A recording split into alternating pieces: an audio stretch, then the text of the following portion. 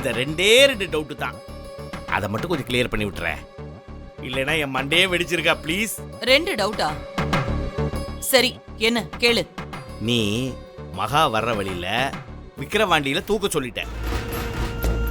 அப்புறம் எதுக்கு மகாங்கிற பேர்ல இன்னொருத்திய கூட்டு வர?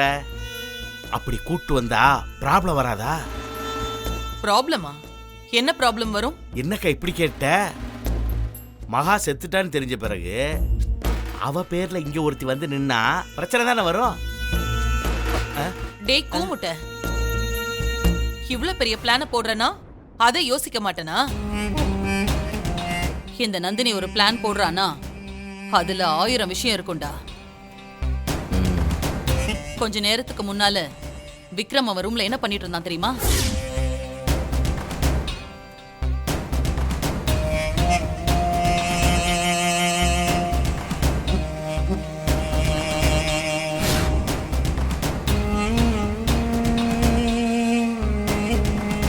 என்ன பண்றான் இவன்?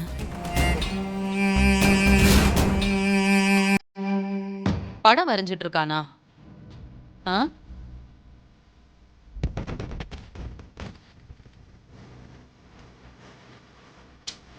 தெரியவே மாட்டேங்குதே. நான் வந்தது கூட கவனிக்காம அப்படி என்ன சின்சியரா வரைஞ்சிட்டு இருக்கான்?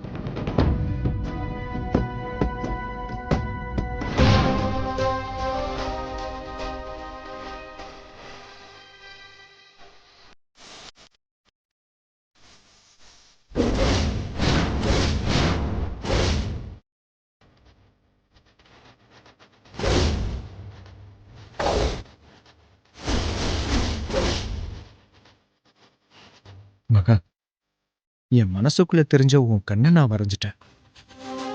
ஆனா இதை தாண்டி முழுசா என்னால ஃபீல் பண்ணவே முடியல. நானும் எவ்வளவோ யோசிச்சு பார்த்துட்டேன். ஆனா இந்த கண்ணு தான் மறுபடியும் என்னை வந்து டிஸ்டர்ப் பண்ணுதே தவிர உன் முகம் முழுசாவே ஞாபகம் வரமாட்டேங்குது மகா. விக்ரம்க்கு எதுவுமே தெரியாது, ஆனா கரெக்டா அவ கண்ணை வரைஞ்சிருக்கான்.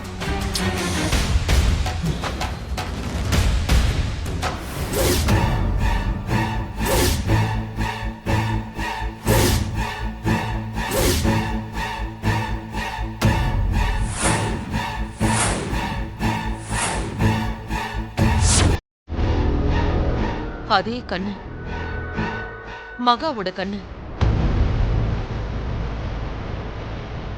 விக்ரம் மகாவை முழுசா மறந்துட்டேன்னு சொன்னா, இப்ப அச்சு அசலா அவ கண்ணை வரைஞ்சு வச்சுட்டு பாத்துட்டு இருக்கானே.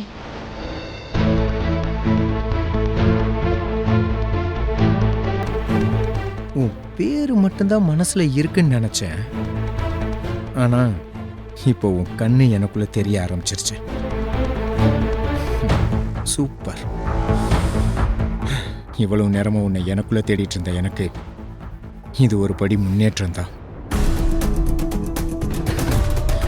3ஆம் பிறை வளர்ந்து முழு நிலவான மாதிரி இது இப்படியே வளர்ந்து உன் முழு முகமும் எனக்குள்ள தெரியும். உன்னை சந்திக்கிறதுக்கு முன்னாடி உன்னோட அந்த முகத்தை என் மனக்கண்ணில் பார்ப்பேன் மகா. ஏக்கா, என்னக்கா இப்படி ஒரு கூட்டத்துக்கு போடுற? அப்படின்னா விக்ரமுக்கு மறந்து போன மகாவோட முகம் கொஞ்சம் கொஞ்சமா ஞாபகத்துக்கு வந்துருங்கிறியா?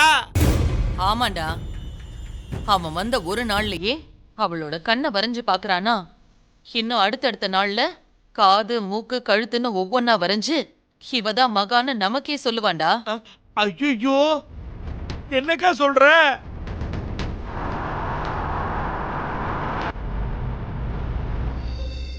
மேடம், நம்ம எத்தனை மணிக்கு மேடம் சென்னைக்கு போய் சேருவோம்? அப்ராக்சிமேட்டா ஒரு 7 மணிக்கு போய் ரீச் ஆயிடுவோம்னு நினைக்கிறேன். அதுவும் டிராஃபிக் இல்லாம இருக்கணும், இல்லைன்னா ஒரு 8-8:30 ஆயிடும் நம்ம போய் ரீச் ஆகிறதுக்கு. ஓ, அவ்வளோ நேரம் ஆயிருமா மேடம்? அப்புறம் நம்ம எப்படி முருகன் வீட்டுக்கு போக போறோம்? உங்களுக்கு அவனோட வீட்டு அட்ரஸ் எல்லாம் தெரியுமா? வீட்டு அட்ரஸ்லாம் எதுவும் தெரியாது விக்கி. தெரியாதா? அப்புறம் எப்படி மேடம் நம்ம முருகன் வீட்டை கண்டுபிடிக்க போறோம்? அதுவும் அவ்வளோ பெரிய சென்னையில. விக்கி, அதான் அவர் கம்பெனில பெருமாள்னு ஒருத்தர் ஒர்க் பண்றாருல, அவருக்கு ஃபோன் பண்ணி கேட்டா தெரிஞ்சிடும்ல. பெருமாளா? ஆ, ஓ, அந்த பெருமாளா? உங்களுக்கும் பெருமாளை தெரியுமா?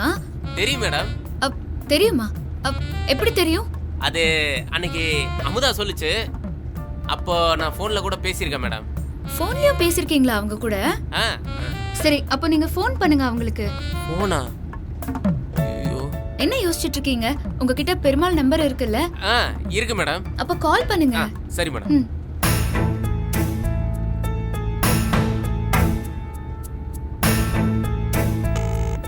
மேடம் ரிங்கு போகுது மேடம், நீங்களே பேசிருங்க மேடம். அப்படின்னா நம்ம போட்ட பிளான்லாம் மண்ணோட மண்ணா போச்சா? இதை எப்படிக்கா தடுக்கிறது? இத பாருடா புலி, அதுக்கு தான் இந்த பிளான் ஏ, பிளான் டபுள் ஏலாம் போட்டிருக்கேன். விக்ரம் சொன்ன மாதிரி இந்த 3ஆம் பேரை வளர்ந்து முழு நிலவு ஆகிறதுக்கு முன்னாடி நான் செட் பண்ணிருக்கிற அந்த டூப்பு மகாவை கூட்டிட்டு வந்து விக்ரம் பேர்ல இருக்கிற மொத்த சொத்தையும் என் பேருக்கு மாத்தி எழுதணும். அதுக்கப்புறம் விக்ரம் கிட்ட அவனுக்கு மறந்து போன பழசு எல்லாம் ஞாபகப்படுத்துறேன்னு சொல்லி அவன் மண்டைய குழப்பி விட்டா போதும். அவன் மகான்னு யோசிச்சு யோசிச்சு மண்டை வீங்கி செத்து போயிடுவான். அக்கா, நீ சொல்றதெல்லாம் கேட்க நல்லாதான் இருக்குது. ஆனா நீ எதிர்பார்க்கிற மாதிரி உன் பேர்ல மொத்த சொத்தையும் எழுதிக்கிறதுக்கு விக்ரம் ஒத்துக்குவானா? ஏன் ஒத்துக்க மாட்டானா? உனக்கு ஏன் இப்படி ஒரு சந்தேகம் வருது? அது கண்டிப்பா ஒத்துக்குவான் புலி. ஏன்னா அவன் அளவுக்கு அதிகமா என் மேல பாசம் வச்சிருக்கான். அதனால கண்டிப்பா ஒத்துக்குவான். இப்பவும் உனக்கு என் வார்த்தை மேல நம்பிக்கை வரலல்ல? வேணும்னா விக்ரம் என் மேல பாசமா இருக்கானா இல்லையான்னு செக் பண்ணி பாத்துடலாமா? செக் பண்ணி பாத்திரலாமா? எப்படிக்கா? செக்க வச்சுதான். செக்க வச்சா? என்னக்கா சொல்ற? புரியலையா? புரியலையே. ஏக்கா, எனக்கு ஒரு டவுட். புலிக்கு அவ்வளவுதான் மரியாதை போல இருக்கு. ஒன்னும் சொல்லாம கொள்ளாம போயிருச்சு.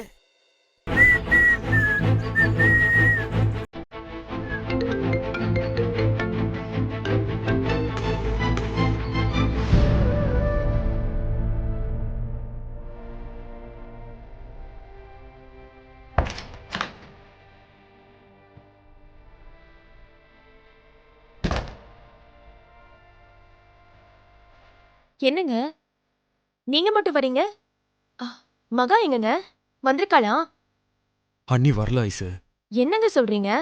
செல்லம்மா மேடம் தானே மகா ஃப்ளைட்ல வந்துகிட்டு இருக்கா. நீங்க ஏர்போர்ட்ல போய் பார்த்து கையோட கூட்டிட்டு வந்துருங்கன்னு சொன்னாங்கல்ல. அப்புறம் எப்படிங்க வராம போனா?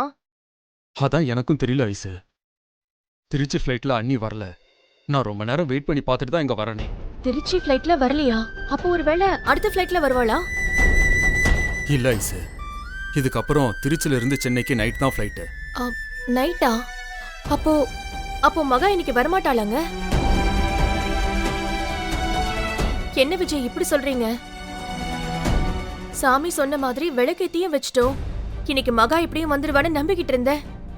இவ இப்படி பண்ணிட்டாளே. அவ வருவான்னு நானும் ஆசாசியா பூவெல்லாம் வாங்கி கட்டிக்கிட்டு இருந்தேன். இப்படி பண்ணிட்டா. சரி, நீங்க செல்லம்மா மேடம்க்கு ஃபோன் பண்ணி மகா ஃப்ளைட்ல வரலங்கிற விஷயத்த சொன்னீங்களா? ஐயோ, சாரி ஐசு. அண்ணி வரலங்கிற டென்ஷன்ல மறந்தே போயிட்டேன். சரி பரவாயில்ல. இப்போ உங்களுக்கு ஃபோன் பண்ணி சொல்லுங்க. அவங்க என்ன சொல்றாங்கன்னு பாப்போமே. செல்லம்மா மேடம் தான் கூப்பிடுறாங்கன்னு நினைக்கிறேன். என்ன பெருமாள் கால் பண்றான்? சரி, அட்டெண்ட் பண்ணி ஸ்பீக்கர்ல போடுங்க.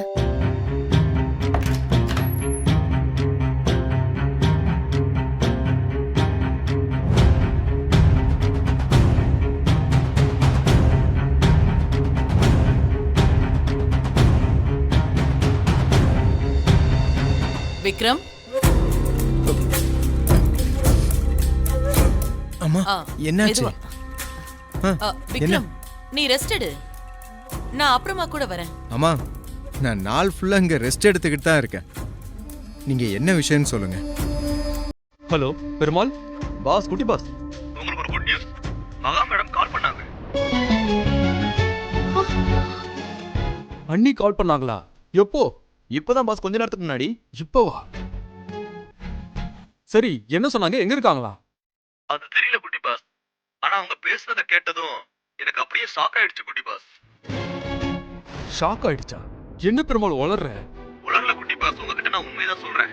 அவங்க சொன்னதை நீங்க கேட்டிருந்தாலும் நீங்களும் என்ன மாதிரி தான் ஷாக் ஆயிருப்பீங்க. ஒன்ன மாதிரி ஷாக் ஆயிருப்பாங்களா? என்ன பெருமாள் சொல்லிட்டு இருக்க? கொஞ்சம் புரியுற மாதிரி சொல்லு. அட ஆமா குட்டி பாஸ்.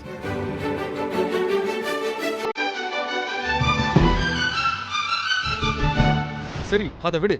இப்ப அண்ணி எங்க இருக்காங்க? அதை கேட்க மறந்துட்டோமே. ஓ சரி, அவங்க எந்த நம்பர்ல இருந்து கூப்பிட்டாங்களோ அந்த நம்பரை கொடு, நான் கால் பண்ணி பாக்குறேன். ஹலோ குட்டி பாஸ், இப்போ எதுக்கு நீங்க டென்ஷன் ஆவறீங்க? நான் சொல்றத கொஞ்சம் பொறுமையா கேளுங்க குட்டி பாஸ். டேய் உன்ன ஏங்க ஒரு நிமிஷம் அமைதியா இருங்க. அவர் என்ன சொல்ல வராரு என்னன்னு தான் கேட்போமே. பெருமாள் நீங்க சொல்லுங்க.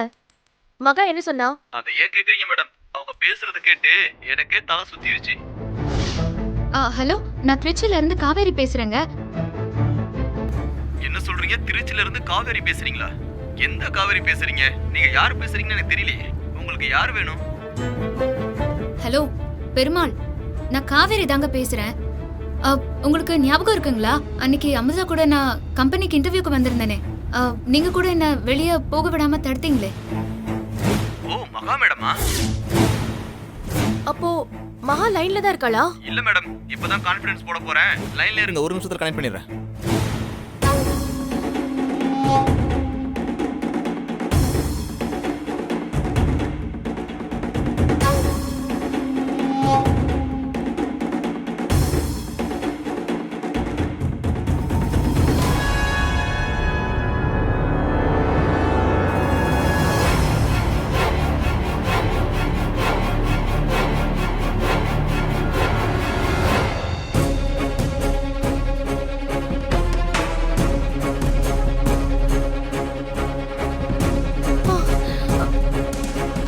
கடவுளே, சித்தர் சாமி சொன்ன மாதிரி விளக்கேத்தி வச்ச வீண் போகல. என் தங்கச்சி என்கிட்ட வந்துட்டா. டேய் பெருமாள், இன்னும் என்ன பண்ணிட்டு இருக்க? கான்ஃபரன்ஸ் போடு, பேசலாம். குட்டி பாஸ் போட்டாச்சு, பேசுங்க. பெருமாள் என்ன பண்றீங்க? நான் பேசுறது உங்களுக்கு கேக்குதா? விஜய், விஜய், மகா வந்துட்டா. விஜய், நம்ம மகா வந்துட்டா. பெருமாள், பெருமாள் யார் சார் அவங்க? என்ன பேசிட்டு இருக்காங்க? யாரா? அண்ணி, நான் விஜய் பேசுறேன். எப்படி இருக்கீங்க? விஜயா? சாரிங்க, அந்த பேர்ல எனக்கு யாரையும் தெரியாதுங்களே. மகா, விஜய் தான் உனக்கு தெரியல. என்னையாவது யாருன்னு தெரியுதாடி? எங்க சாரிங்க, தப்பா நினைச்சுக்காதீங்க. உங்களையும் எனக்கு யாருன்னு தெரியல. என்னையும் உனக்கு தெரியலையா? ஐசு, அழாத ஐசு. ஏய், நான் உன் அக்காடி. நான் உன் கூட பிறந்தவடி. அக்காவா? ஏய், ஆமாண்டி, ஐஸ்வர்யாடி, உன் அக்கா. என்ன விஜய், என்னையே அவளுக்கு தெரியலன்னு சொல்றா. ஏன் விஜய் இப்படி சொல்றா? அவ கேளுங்க, அவளுக்கு என்ன ஆச்சு? இரு ஐசு, நான் பேசுறேன், வெயிட் பண்ணு. அண்ணி, நான் விஜய் பேசுறேன், உங்க அக்காவோட ஹஸ்பண்ட் விஜய். தெரியுதுங்களா? எங்க சாரிங்க, எனக்கு தான் தெரியலன்னு சொல்லிட்டேனே. அப்புறம் ஏன் ரெண்டு பேரும் மறுபடியும் அதே பேசிட்டு இருக்கீங்க? நானே இங்க வேற ஒரு டென்ஷன்ல இருக்கேங்க. டென்ஷனா? வேற ஒரு டென்ஷனா? என்ன டென்ஷன்? அங்க உங்களுக்கு என்ன பிரச்சனை? எங்க நிறைய பிரச்சனை போயிட்டு இருக்குங்க. அதெல்லாம் நான் உங்ககிட்ட சொல்லிட்டு இருக்க முடியாது. நான் JK group of company MD Vikram பார்க்க சென்னைக்கு தான் போயிட்டு இருக்கேன்.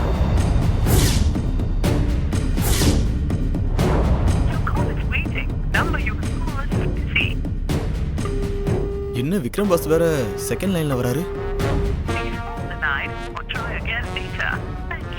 அவரை மீட் பண்ணதுக்கு அப்புறம் தான் என்னால எதை பத்தியும் பேச முடியும், இல்ல யோசிக்க முடியும். இப்போ கொஞ்சம் காலை கட் பண்றீங்களா ப்ளீஸ்?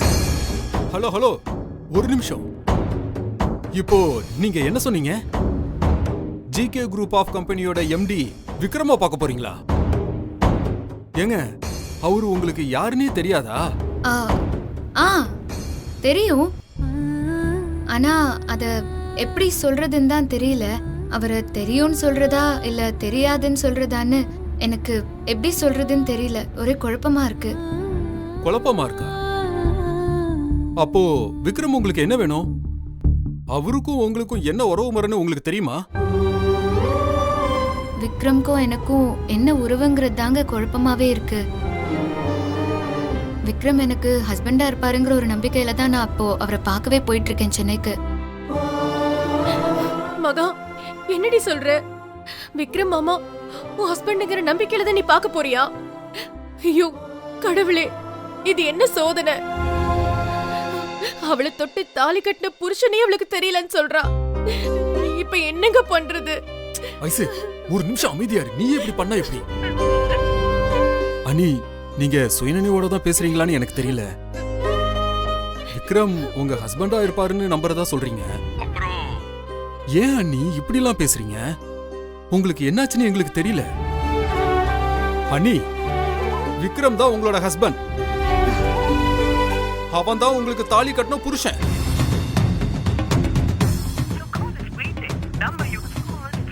ஏன் பெருமாள் ஃபோன் எடுக்கல? யார் கூட இவ்வளவு நேரம் பேசிட்டு இருக்கான்? என்ன திரும்ப திரும்ப கால் பண்றாரு? ஏதாவது அர்ஜென்ட்டா இருக்குமோ? ஆனா ஏன் எதுவுமே தெரியாத மாதிரி பேசுறீங்கன்னு தான் எங்களுக்கு புரியல. 2 மாசத்துக்கு முன்னாடி நீங்களும் விக்ரமும் வீட்டை விட்டு போனதுல இருந்து உங்களை நாங்க பார்க்கவே இல்ல. நீ கான்டாக்ட் பண்ணவும் முடியல. நீங்க எங்க போனீங்க, என்ன ஆனீங்க, எதுவுமே எங்களுக்கு தெரியல. நாங்க ஊர் ஊரா தேடி பார்த்தோம். ஆனா உங்களை கண்டுபிடிக்கவே முடியல. அண்ணி, கொஞ்ச நாளைக்கு முன்னாடி திருச்சி பக்கத்துல ஏதோ ஒரு கோவில்ல உங்க 2 பேரையும் நாங்க பார்த்தோம். அதுக்கப்புறம் ஒரு முறை நீங்க எங்களோட ஆபீஸ்க்கு வந்திருக்கீங்க. விக்ரம் ஒரு முறை நம்ம வீட்டுக்கு வந்துட்டு போயிருக்கான். இதெல்லாம் நீங்க ஏன் பண்ணீங்க, எதுக்கு பண்ணீங்கன்னு எங்களுக்கு கொஞ்சம் கூட தெரியல. இப்ப 2 நாளைக்கு முன்னாடி பெருமாள் விக்ரம வீட்டுக்கு கூட்டிட்டு வந்தா. உங்களை பத்தின எந்த டீடைல்ஸுமே எங்களுக்கு தெரியல. இன்னைக்கு நீங்க திருச்சியில இருந்து சென்னைக்கு வரதா தகவல் கிடைச்சது. ஆனா நீங்க இப்ப எங்க கிட்ட போன்ல பேசிட்டு இருக்கீங்க. உங்களை சுத்தி என்ன நடக்குது, ஏது நடக்குதுன்னு சத்தியமா எங்களுக்கு புரியல. நீங்க சொன்னா மட்டும்தான் எங்களுக்கு தெரியும். சாரிங்க, நீங்க இப்போ சொன்ன எதுவுமே எனக்கு ஞாபகமே வரல. நீங்க சொல்ற எல்லாமே எனக்கு புதுசா தான் இருக்கு. ஏய், புதுசா கேக்குற மாதிரியா? என் மகன் உனக்கு என்னடி ஆச்சு? ஏன் இப்படி எல்லாம் பேசிட்டு இருக்க? எங்க எனக்கு எதுவுமே தெரியல. என் பேரு மகான்றதே நீங்க சொல்லும் போது தாங்க எனக்கே புரியுது. ஐயோ என்ன விஜய், அப்போ விக்ரம் ஹஸ்பண்ட்ங்கிறதே உனக்கு தெரியலையா? எனக்கு தெரியலங்க. அதான் நான் சொல்லிட்டு இருக்கேனே, ஒரு நம்பிக்கையில தான் நான் அவரை பார்க்க போயிட்டு இருக்கேன்னு. இப்ப கூட விக்ரம் என் ஹஸ்பண்ட்னு என்னால ஃபீல் பண்ணதான் முடியுதே தவிர கன்ஃபார்மா அவர் தான் என்னோட ஹஸ்பண்ட்னு சொல்ல முடியலங்க. என்ன ஐசு? அண்ணி, நீங்க ஏதோ சொல்ல வந்தீங்க. 2 மாசத்துக்கு முன்னாடி நான் ஒரு ஆக்சிடென்ட்ல மாட்டிக்கிட்டேங்க.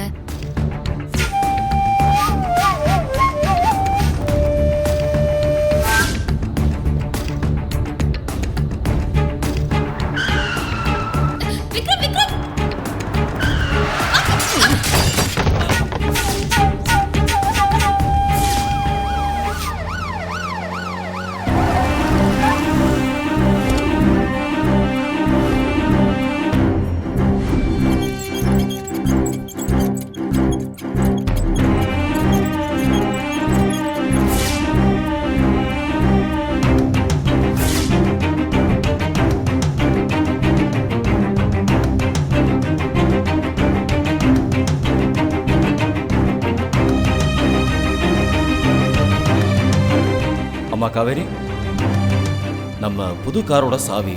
இந்த தம்பி பேரு முருகன். இனிமே இந்த தம்பி தான் நமக்கு டிரைவர். இந்த சாவியை உன் கையால தம்பிக்கிட்ட கொடுமா. இந்தா.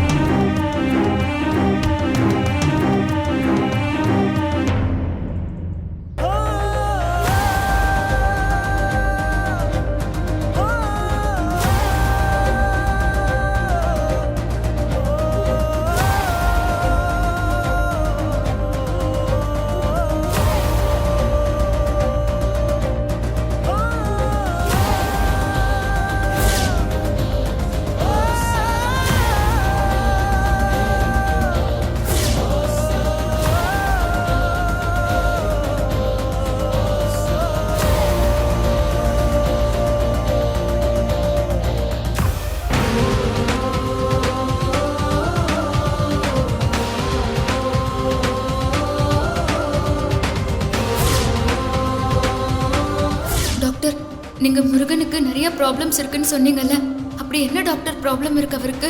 இப்போ நீங்க சொன்னீங்களே அதான் அவருக்கு ப்ராப்ளம். புரியலையா? நீங்க பேஷண்ட்டை முருகன் பேர் சொல்லி கூப்பிடுறீங்க, ஆனா அவரு தன்னோட பேர் விக்ரம்னு சொல்றாரு.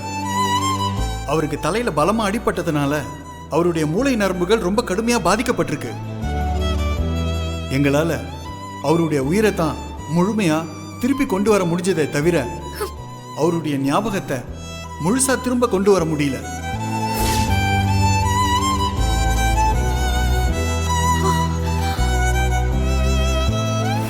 நான் என்னோட பாஸ்ட் லைஃபே மறந்து போய் நான் யாரு என்னன்னு தெரியாமலே அங்க ஈஸ்வரன் அண்ணன் வீட்டில் இருந்தேன். அங்கதான் முருகன் இல்ல விக்ரம் வந்து டிரைவரா வேலை செஞ்சாரு. என்ன நீ சொல்றீங்க? விக்ரம் டிரைவரா வேலை செஞ்சானா? அவரும் தன்னோட பாஸ்ட் லைஃபை மறந்து அவர் யார் என்னன்னு தெரியாமலே தான் இருந்திருக்காரு. அதுதான் நானும் லேட்டா ரியலைஸ் பண்ணேன். மகா, நீ சொல்றதும் கரெக்ட் தான். இது கடவுளோட விளையாட்டு தான். ஆனா அந்த விளையாட்டு இன்னும் முடியல. ஆமா சார், நீ சொல்றது கூட கரெக்ட் தான். இப்ப விக்ரமுக்கு மகாணி யாருன்னு கூட தெரியாது. இந்த விஷயம் மகாணிக்கு தெரிஞ்சா அவ்வளவுதான், அவங்க மனசு உடைஞ்சே போயிருவாங்க. ஆமா விஜய், இந்த விஷயம் இப்ப அவனுக்கு தெரிய வேண்டாம். முதல்ல அவங்க வரட்டும், அப்புறம் பாத்துக்கலாம். ஆமா விஜய், விக்ரம் மாமா இப்ப இருக்கிற நிலைமைய சரியா புரிஞ்சுக்கிட்டு அதை தனக்கு சாதகமா பயன்படுத்திக்கணும்னு ஏதோ பிளான் பண்ணிக்கிட்டு இருக்காங்க. Hi sir, good morning. Good morning sir. Good எப்படி மார்னிங். இருக்கீங்க? உட்காருங்க உட்காருங்க. நல்லா இருக்கேன், நீங்க உட்காருங்க. விஜய், இவங்க 2 பேரும் எதுக்கு இங்க வந்திருக்காங்க? என்ன சார், நான் சொன்ன மாதிரி எல்லா டாக்குமெண்ட்ஸும் ரெடி பண்ணிட்டீங்களா? நீங்க சொன்ன மாதிரியே டாக்குமெண்ட்ஸ் ரெடி பண்ணி கொண்டு வந்திருக்கேன் சார். ஓகே குட், கொடுங்க.